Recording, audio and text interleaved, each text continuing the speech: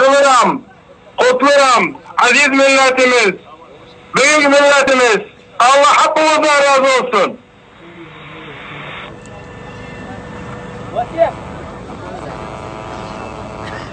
Çok değerli milletimiz. 10 günün içinde yaptığımızı hiç kimse yapmaz. Ama bu zalim meclis mufavvazin, bu yolsuzluğu yapanlar bir gün zindanlara girecekler. Siz üzerinize düşen görevi yaptınız. 10 gündür siz caddelerde her bir şeyi yaptınız.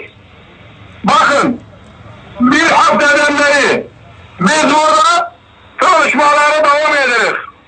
Bugün mahkemeye başvurduk. Sizlerin hakkını, o herkesleri tutmak için. Siz hiçbir zaman kimsenin dedikodusuna kulak vermeyin. Siz kendi milletimizin bilgiyle, cevabından iyi insanlarımıza kulak verin. Birileri ister bu milleti yolundan saptırsan, birileri ister bu milletin yolundan etsin. Bunlara izin vermeyin. Biz bugün 3 tane Kerkük'ten kazanmışlar, bütün Türkmen bölgelerinin gözü bizdeydi.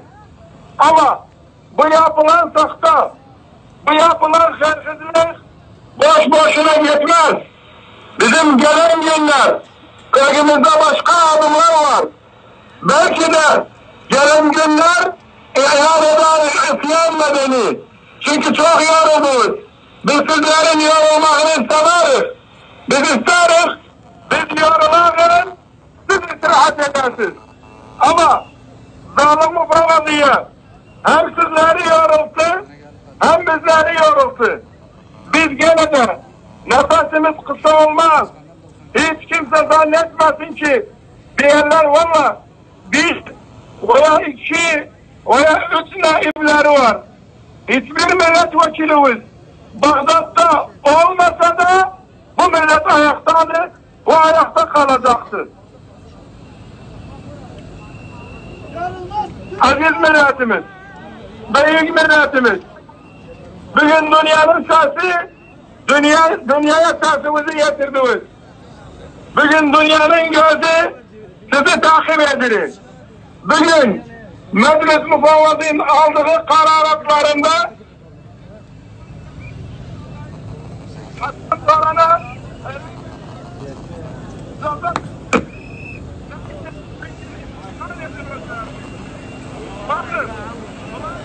milletinin sesini kesmek isterler.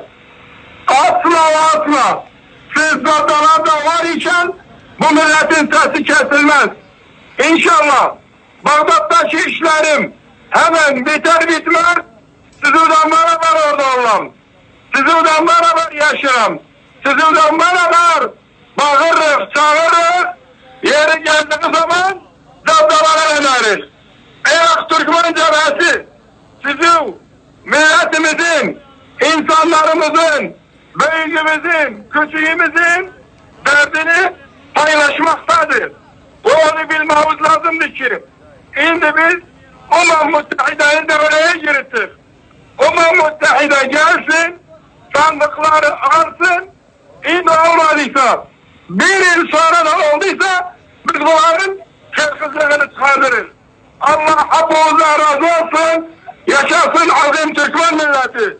İyi akşamlar, hepinize Bağdat'tan saygı selamlarım.